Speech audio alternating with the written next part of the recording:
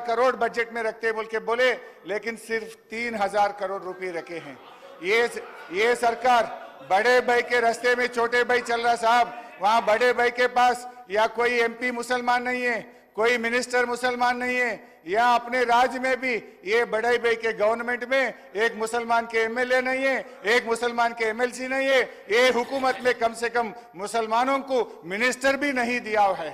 ये मैं पूछना चाहता हूं, उन लोगों के वोटों से आप हुकूमत बनाना चाहते, लेकिन माइनॉरिटीज को हुकूमत में जगह न क्यों नहीं मिलता बोल के मैं ये सरकार से पूछना चाहता हूं। इमाम मौजम साहब लोगों को 10,000 रुपए देते बोले, अभी तक वो भी अमल नहीं हुआ। माइनॉरिटी सब प्लान के लिए 1000 करोड़ रुपए देते बोले, वो भी बजट में नहीं दिया हुआ है। సో మైనార్టీలకు దయచేసి న్యాయం చేయాలని చెప్పి కూడా నేను కోరుతా ఉన్నా అధ్యక్ష ఇకపోతే ఈ రోజు నేను అన్ని పేజీలు తిప్పేస్తున్నా సార్, మీరు టైం ఇస్తలేరని వదిలేస్తున్నా చాలా విషయాలు అధ్యక్ష।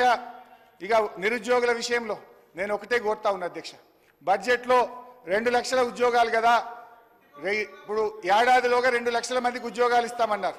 దానికి అనుగుణంగా ఏమైనా బడ్జెట్లో నిధులు పెట్టారా అని చూశాను, కానీ కొత్త ఉద్యోగాలకు బడ్జెట్లో ఎటువంటి కేటాయింపులు లేవు। ఉద్యోగులకు పెండింగ్లో ఉన్న 5 డిఏల గురించి కేటాయింపులు లేవు। ఉద్యోగుల కొత్త పీఆర్సీకి అనుగుణంగా కేటాయింపులు లేవు। ఇటు నిరుద్యోగులకు అటు ఉద్యోగులకు అన్యాయం చేస్తూ ఉన్నారు। నేను గౌరవనీయ ముఖ్యమంత్రి గారిని సభానాయకుడిని కోరుతా ఉన్నా, ఆ రోజు మీరు ఇచ్చిన హామీలే గ్రూప్ 2 గ్రూప్ 3కి పోస్టులు పెంచుతామన్నారు, పెంచండి। మీరు మాట్లాడితే లీగల్ సమస్య వస్తుంది అంటున్నారు। గతంలో ఇదే సభలో వైఎస్ రాజశేఖర రెడ్డి గారి ప్రభుత్వంలో పోస్టులు పెంచారు, సమస్య రాలేదు। విభజించబడ్డ ఆంధ్రప్రదేశ్లో జగన్మోహన్ రెడ్డి గారు గ్రూప్ 2లో పోస్టులు పెంచారు, లీగల్ సమస్య రాలేదు। మీరిచ్చిన హామీ మీరు నిలబెట్టుకోండి।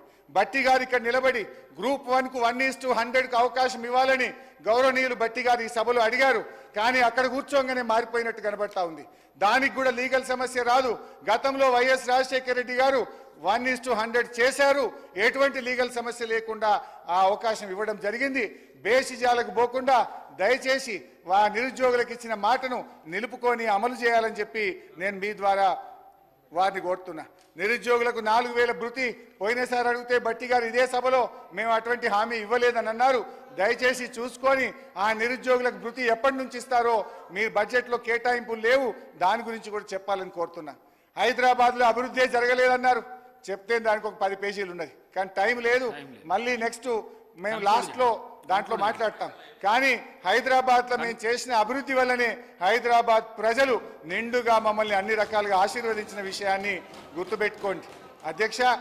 ఎందుకు చంద్రబాబు నాయుడు చెప్పలేదా మొన్న ముఖ్యమంత్రిగా ప్రమాణ స్వీకారం చేసి ఎన్టీఆర్ ట్రస్ట్ భవన్లో మాట్లాడుతూ నేను అభివృద్ధి చేసిన, నా తర్వాత వచ్చిన కేసీఆర్ గారి ప్రభుత్వం హైదరాబాద్ను బాగా అభివృద్ధి చేసిందని చంద్రబాబు నాయుడు వీరి గురువు అన్నదేమో సహచరుడు, వీరి సహచరుడు కూడా చెప్పింది కదా అధ్యక్ష। ఇకపోతే 8 నెలల కాంగ్రెస్ పాలన చూసిన తర్వాత ఒకటి అనిపించింది అధ్యక్ష, నమ్మి నానబోస్తే పుచ్చి బుర్రలైనట్లున్నది అధ్యక్ష వీళ్ళ పాలన। కేంద్ర బడ్జెట్లో తెలంగాణకు అన్యాయం జరిగింది, రాష్ట్ర బడ్జెట్లో చూస్తే అభయహస్తం కాస్త శూన్యహస్తంగా మారింది అధ్యక్ష। వాస్తవిక అంచనాలతో రూపొందించిన బడ్జెట్ అని మంత్రి గారు చెప్పినా బడ్జెట్కు వాస్తవికతకు చాలా దూరం ఉంది అధ్యక్ష। ఇది ప్రజల బాగోగులు కేంద్రంగా తయారైన బడ్జెట్ కాదు, రాజకీయం ఎక్కువ, ప్రజల కోణం తక్కువ। 6 గ్యారంటీలకు అనుగుణంగా హామీలు కనబడలేదు అధ్యక్ష।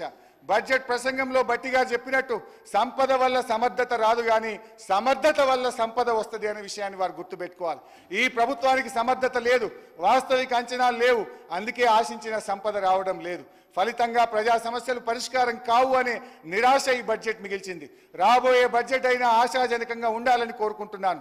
ఇక నుంచి అయినా ఈ ప్రభుత్వం రాజకీయాలు కేంద్రంగా కాకుండా ప్రజలు కేంద్రంగా ఆలోచించే సద్బుద్ధిని ఆ భగవంతుడు ఈ ప్రభుత్వానికి ప్రసాదించాలని కోరుకుంటూ నమస్కారం।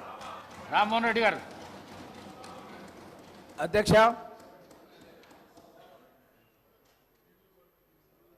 బడ్జెట్ పైన మాట్లాడడానికి అవకాశం కల్పించిన